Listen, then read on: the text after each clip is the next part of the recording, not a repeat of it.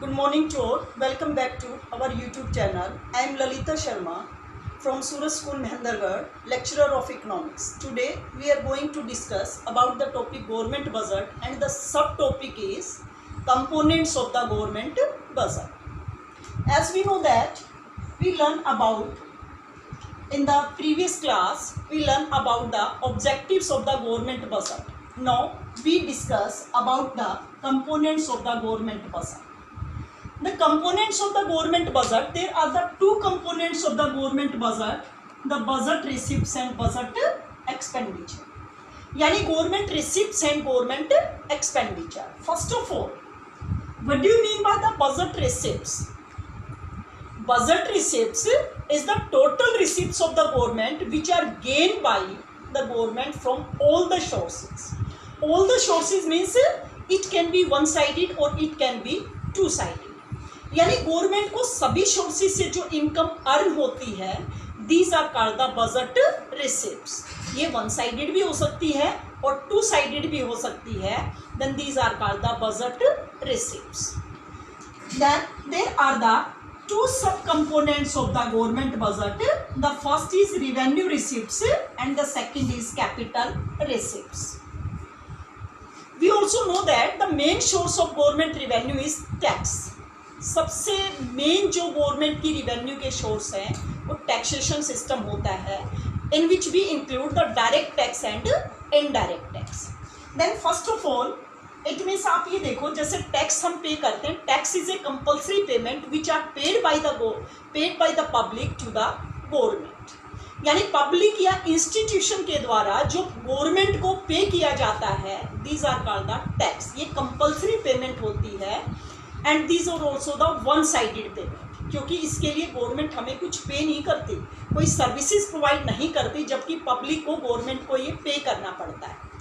तो it means अगर हम टैक्स पे करते हैं तो क्या ये गवर्नमेंट की लायबिलिटीज क्रिएट करेगा कि हमें रिटर्न करना है? No, it does not create any liabilities. और क्या इससे गवर्नमेंट की असेट्स का रिडक्शन होता है? इट मीन्स जैसे मान लो हम किसी से पैसे उधार लेते हैं तो ये हमारी लायबिलिटीज भी क्रिएट करता है और हमारी असेट्स का रिडक्शन भी करता है, क्योंकि हमें कोलैटरल रखनी पड़ती है.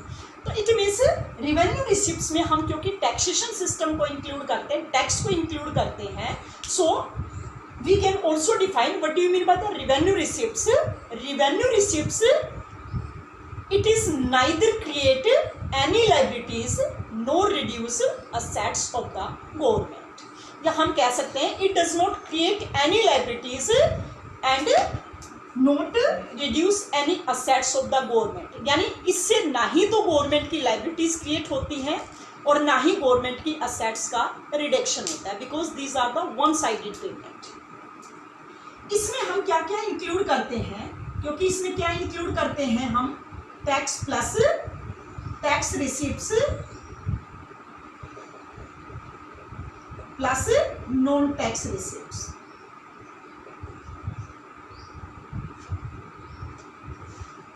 हम इसमें tax and non tax receipts को इंक्लूड करते हैं. ये क्या होती है? As a revenue receipts. Then second is capital receipts. What do you mean by the capital receipts? Capital receipts इसका बिल्कुल अपोजिट आ जाएगा, क्योंकि ये टू साइडेड पेमेंट होती है.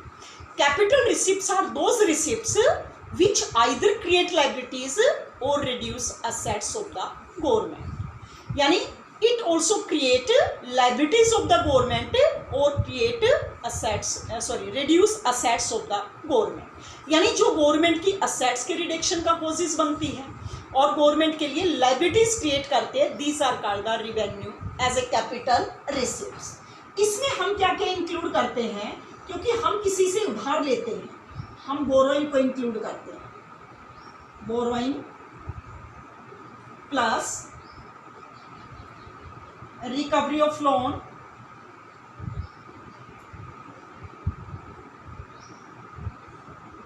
और plus disinvestment.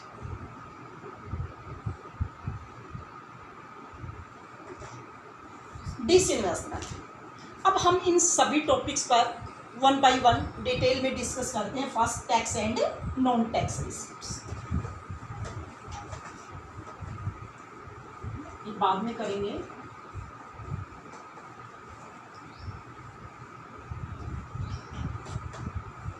Tax and non tax receipts. Tax में tax is a compulsory payment which are paid by the public as well as institution to the government. These are called the tax. There are the two types of the tax, direct tax and direct tax or plus indirect tax.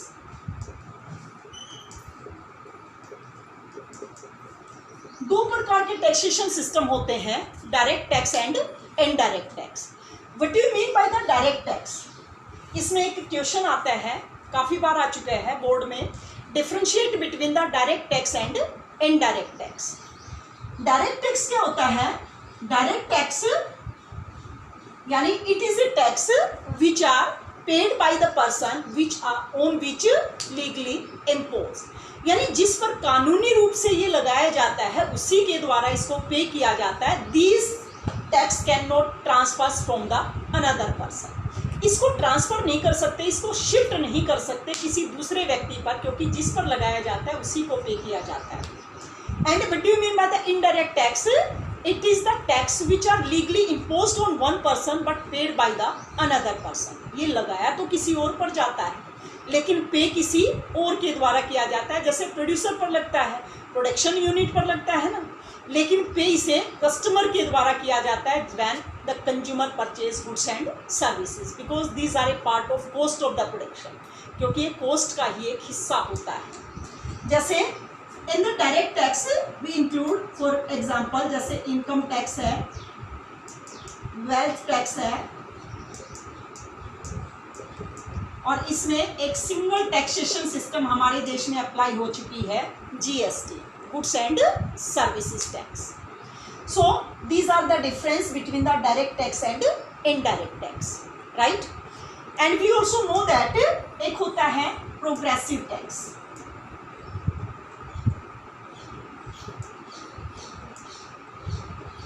और दूसरा होता है regressive tax।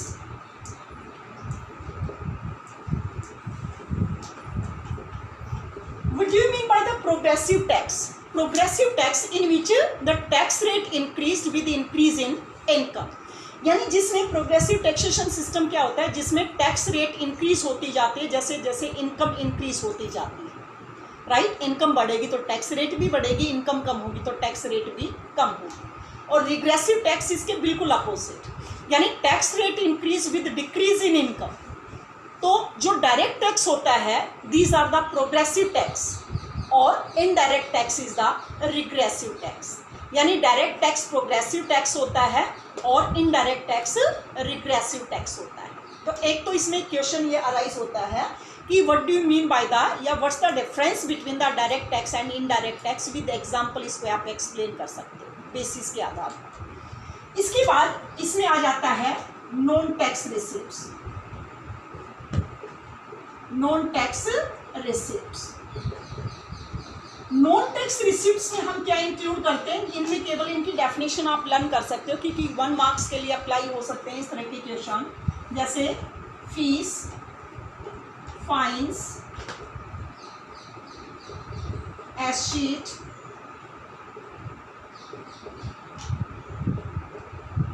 Special assessment,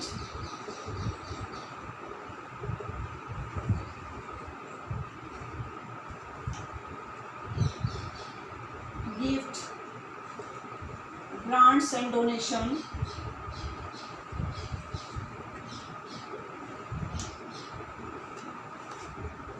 dividend from public enterprises and so on.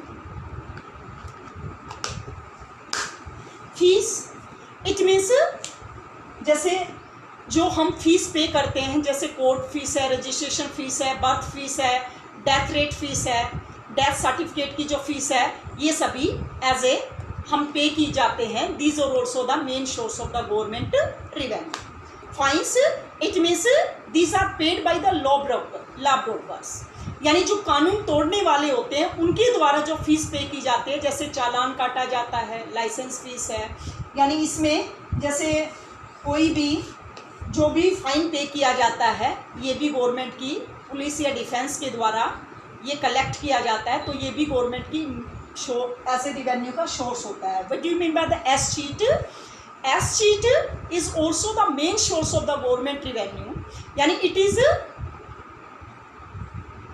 is the receipts which are gained by the government from the person who died without any legal heir.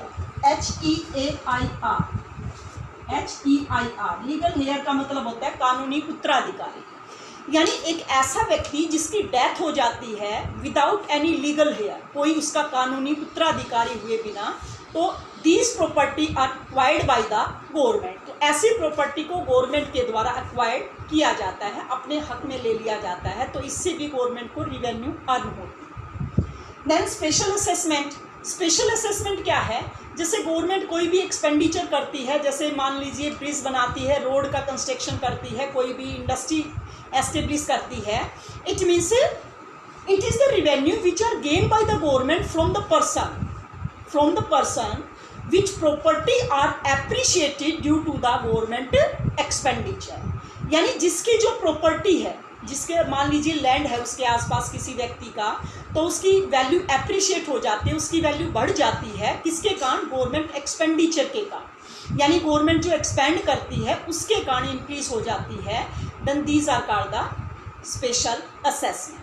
तो उसकी property का में से बढ़ी हुई वैल्यू में से कुछ शेयर जो है these are provided to the government by the person, यानी उस व्यक्ति को जिसकी प्रॉपर्टी की कीमत बढ़ी है उसको कुछ पार्ट गवर्नमेंट को पे करना पड़ता है. And gift, grants and donation, ये भी गवर्नमेंट की रिवेन्यू का एक सोर्स होता है, जो गिफ्ट, ग्रांट्स एंड डोनेशन लोगों के द्वारा प्रोवाइड की जाती है. Dividend from the public enterprises, यानी हमारे पास जो अब पब्लिक इंटरप्राइजेस गवर्नमेंट के सेक्टर में, जो जैसे रेलवेज़ है, तो रेलवेज से जो गवर्नमेंट को रिवेन्यू अर्न होती है ये भी गवर्नमेंट की रिवेन्यू का मेन सोर्स है. 2G स्पेक्ट्रम है या अदर सोर्सेज से जो इनकम अर्न होती है वो किस में आ जाते हैं? नॉन टैक्स रिसिप्ट्स में आ जाते हैं. So these are the main source of the government revenue. ये मेन सोर्स होते हैं, जिसमें सबसे मेन जो सोर्स होता है वो टैक्स होता है. जो डायरेक्ट और इनडायरेक्ट टैक्स से गवर्नमेंट को रिवेन्यू अर्न होती है वो गवर्नमेंट की रिवेन्यू का मेन सोर्स होता है. So these are the sub-components of tax and non-tax receipts. These are the sub-components of the revenue receipts, right? So that's all for today. For the further connection, please connect our YouTube channel. Thanks and have a nice day.